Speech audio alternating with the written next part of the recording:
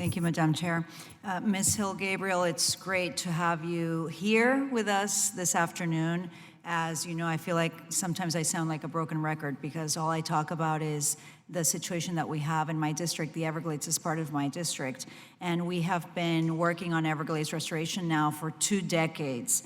And I just feel like we have so much to do, and no one seems to have a clear answer on what are the much necessary steps to avoid the catastrophe that we saw last summer, and to protect our ecosystem, which is dying, and also the livelihood of so many of millions of Floridians that depend on this ecosystem for water quality and their livelihood, really. So from your perspective, from all the work that you've done, what is it that we can do to speed up the restoration process right now? Thank you, Congresswoman.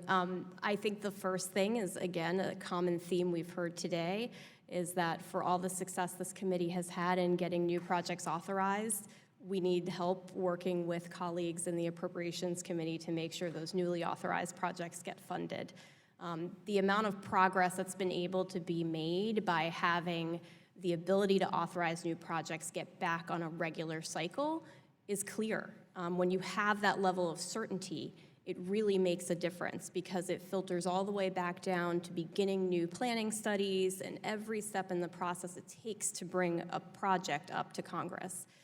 When the funding is uncertain, and we've seen that Army Corps funding at times can go up and down, it makes it very difficult not only for the Corps to plan ahead with how much progress can be made in any given year, but it also makes it difficult for the non-federal sponsor to be able to budget accordingly.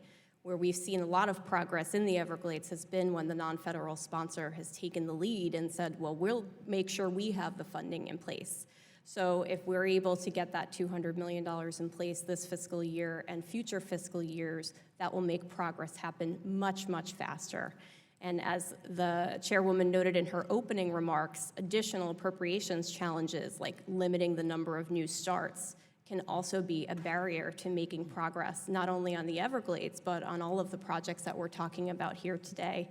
The last thing I'll add is I think that when we have these massive long-term programs, it's easy to find issues along the way that can divert us off of the course of getting projects done and getting the next projects ready. And so really maintaining that focus and keeping our eye on what the ultimate goal is and continuing progress is key. Well, I was on a mission when I started in January requesting that funding for the Everglades and testified in front of the Appropriations Committee requesting those $200 million. I just worry that now that it has been approved, that the $200 million will help complete some of the planning, not necessarily complete the project. So it'll delay the restoration efforts. So that's a concern of mine. Another question that I wanted to ask you, you spoke about the marshy areas within the lake that could help in filtering some of the toxicity of the water. Can you talk a little bit about that and just explain what else we can be doing to just improve the overwhelming toxicity that we find in the water currently on Lake Okeechobee? That's right. Often we talk about Lake Okeechobee in terms of, the source of these discharges that go out to coastal estuaries and cause toxic algal blooms. But the lake itself actually has incredibly important habitat. And even if you're not concerned with birds or other wildlife that rely on the lake, it also contains, when it's healthy, up to 150,000 acres of marsh that acts as a natural filtration system. So when we hold lake levels too high for too long or too low for too long, some of that marsh dies out, and so the natural water quality treatment is no longer there. And to put it in perspective, the state of Florida, south of Lake Okeechobee, has built about 65,000 acres of man-made treatment marshes because we found that despite every technology attempted, those treatment marshes were the best way to actually remove the nutrients that nature won. We couldn't figure out a better option other than nature, replicating nature. So building man-made marshes cost the state over $2 billion. But meanwhile, you have twice that amount in Lake Okeechobee itself if you just keep the lake healthy.